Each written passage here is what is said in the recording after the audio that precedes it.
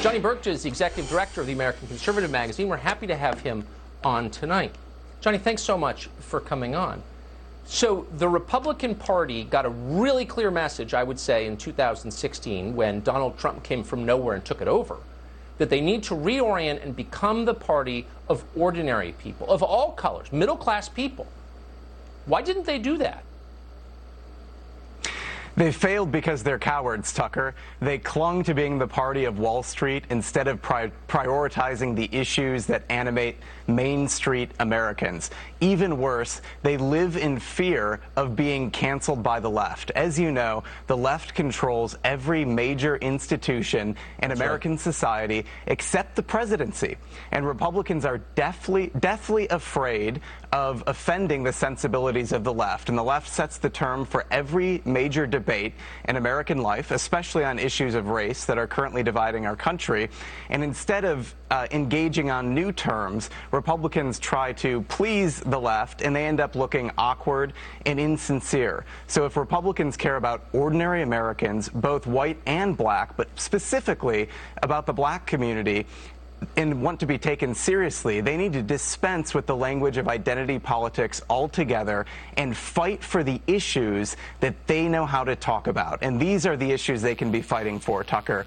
Jobs, education, faith, and family. When it comes to the issues of jobs, globalization, deindustrialization, this has impacted the black community even more than the white working class. So I would call on President Trump to encourage these Fortune 500 companies that are so concerned about racial equality to move their factories overseas and bring them back to the United States, place them in Baltimore, place them in Detroit, place them in Chicago, and provide good-paying jobs for the black community. On the issue of education, it's time to provide not only opportunity, but also increased funding and support for our teachers working in the inner cities. And we also need to be supporting the African-American family, providing support prenatal and postnatal care for mothers, and also supporting high-wage jobs for black fathers. And finally, we need to be allies with the black churches. There's a long and wonderful tradition of the black church in America, and these should be friends and allies working with Republicans on pro-life issues.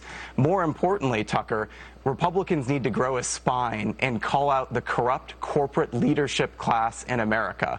I'm thinking in particular of people like Tim Cook and Apple. Apple has pledged over $100 million to fight for racial equality since the death of George Floyd, and they've paid lip service to racial equality, but they've done nothing to address the business practices and the policies they support that hurt the black worker, specifically offshoring jobs to China and importing low-wage labor that competes with black Americans.